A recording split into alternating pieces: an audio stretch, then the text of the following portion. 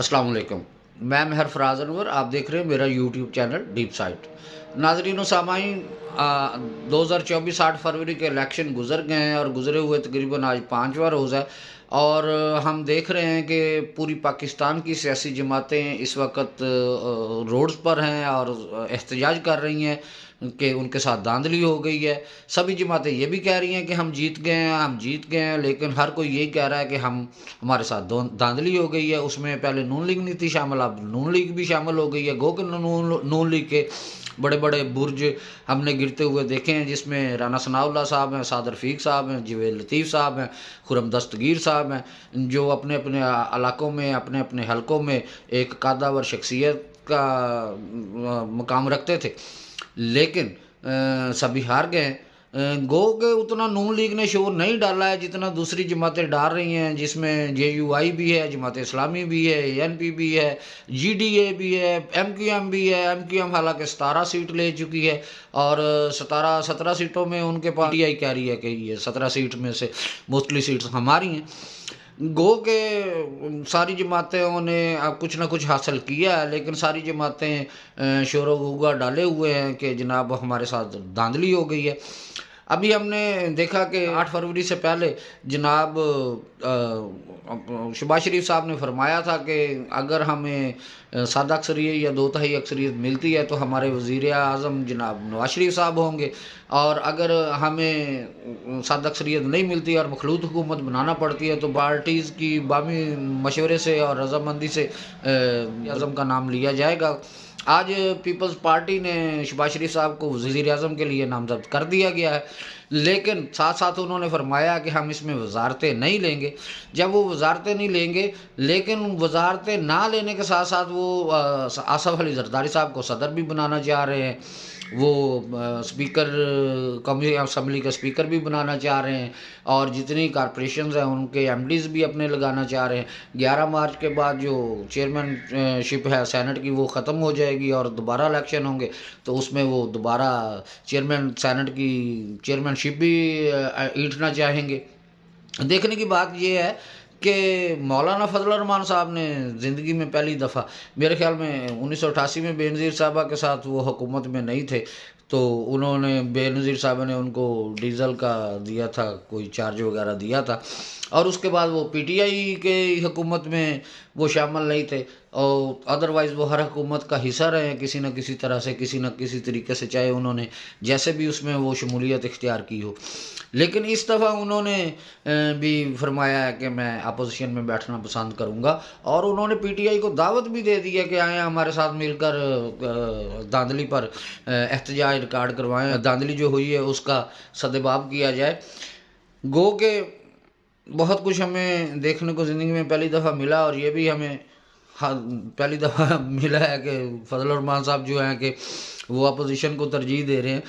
मेरी समझ से बाला तारा है कि नून लीग क्यों इतनी अतावली हुई जा रही है कि वो वज़ारत उज़्मा के लिए अपना कैंडिडेट नामज़द करे, जबकि हमने देखा है कि पीपल्स पार्टी के मुख्तलिफ कैंडिडेट्स जो हैं वो, जिनमें नदीम अफजल चांद साहब हैं, जिनमें खर्शीद शाह साहब हैं, जिनमें फैसल करीम कुंडी साहब हैं, वो फरमा रहे हैं कि हम नून लीग से ज़्यादा PTI के साथ कंफर्ट रहेंगे।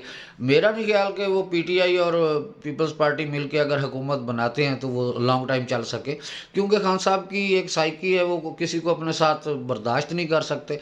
मे भी वो हुकूमत बना लें और बना के आगे चलें और पाकिस्तान को इस भंवर से निकाल लें जिसमें दहशतगर्दी, बेरोज़गारी और IMF के चुंगल में हम फंसे हुए हैं। इसमें से हमें शायद आज़ाद कराने वो हमें हमारा सहारा बन जाए।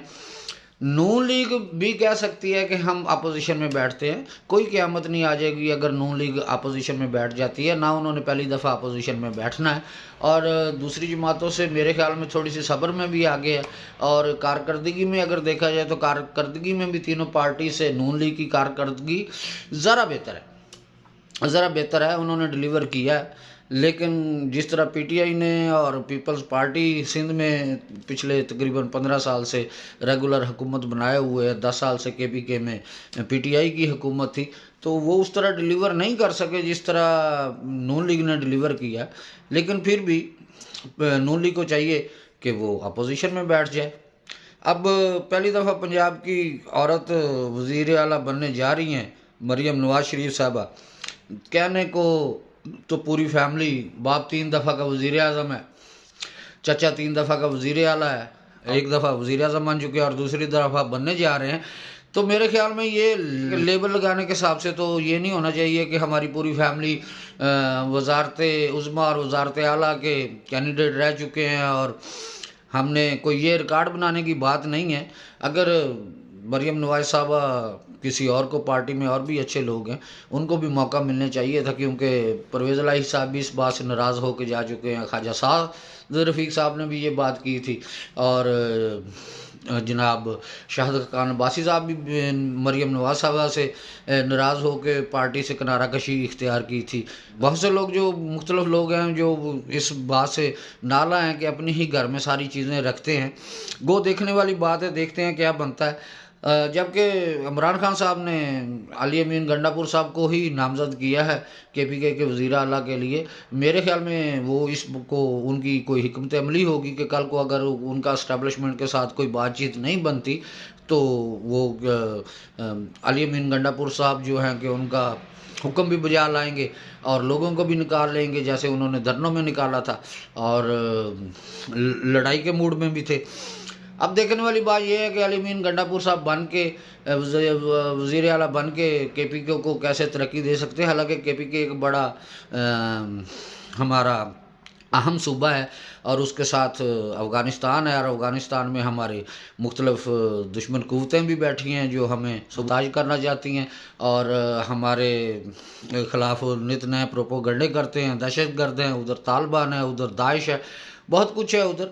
लेकिन फिर भी देखते हैं कि खान साहब अली अमीन गंडापुर साहब को वज़ीर आला बना लेते हैं और वज़ीर आला बनाने के बाद उनकी इस्टेब्लिशमेंट के साथ बनती भी है, चलती भी है कि क्या होता है। जबकि पहली दफ़ा आज़ाद लोग वज़ारत आला तो उधर बना लेंगे, लेकिन और सेनेट में अपना वोट भी कास्ट कर लेंगे, सेनेटर भी अपने मुंतखब कर लेंगे, लेकिन उनको वो मखसूस नशिस्तें नहीं मिलेंगी जो एक किसी पार्टी को मिलती हैं।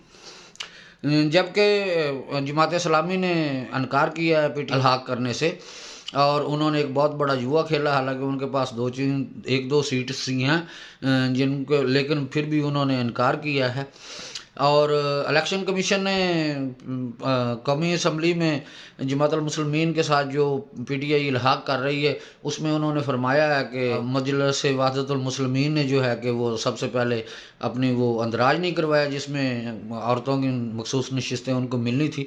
गो उनको मखसूस नशिस्तें नहीं मिलती, लेकिन फिर भी उनकी काफ़ी तादाद है और अगर PTI और पीपल्स पार्टी मिलकर हुकूमत बनाते हैं तो नून लीग को बैठ के वेट करना चाहिए और मुल्क की तरक्की के लिए उनका साथ देना चाहिए। अगर अभी शहबाज शरीफ साहब वज़ीर आज़म बन जाते हैं तो उनको भी चाहिए कि वो आम माफ़ी का ऐलान करें, इस्टेब्लिशमेंट को साथ लेके चलें। आर्मी चीफ साहब भी आम माफ़ी का ऐलान करें जिन्होंने 9 मई किया है, उनको ज़मानतें हों, उनके मुकदमे अदालतों में चलें और जो उसमें कसूरवार हो उसको उसकी सज़ा मिलनी चाहिए और जो बेकसूर हो उसको आज़ादी मिलनी चाहिए। मेरे ख्याल में पूरे पाकिस्तान में आम माफ़ी का ऐलान होना चाहिए और तमाम सियासी जमातों को सियासी रंजिशें बुला के ज़ाती मुखालफतें नहीं बनानी चाहिए अपना, और साथ ही पाकिस्तान का सोचना चाहिए। पाकिस्तान का दर्द लेके अगर हम आगे बढ़ते हैं तो मेरे ख्याल में पाकिस्तान तरक्की करेगा, क्योंकि अभी हमने इस साल 27-28 अरब डॉलर जो है कि IMF को वापस करना है। अगर उसमें तमाम सियासी जमातें बाहमी इत्तेहाद के साथ एक दूसरे को साथ लेके नहीं चलती और जो हमारे अदारे हैं उनमें रिफॉर्म्स नहीं होते तो मेरा नहीं ख्याल कि हम तरक्की की राह पर गामजन हो सकें और हमारा मुल्क सर्वाइव कर सके, क्योंकि बहुत सी आलमी ताकतें हमारी एटमी ताकत होने की वजह से हमारी दुश्मन हैं। खुदा ख्याल करे, खुदा पाकिस्तान की हिफाजत फरमाए, आमीन।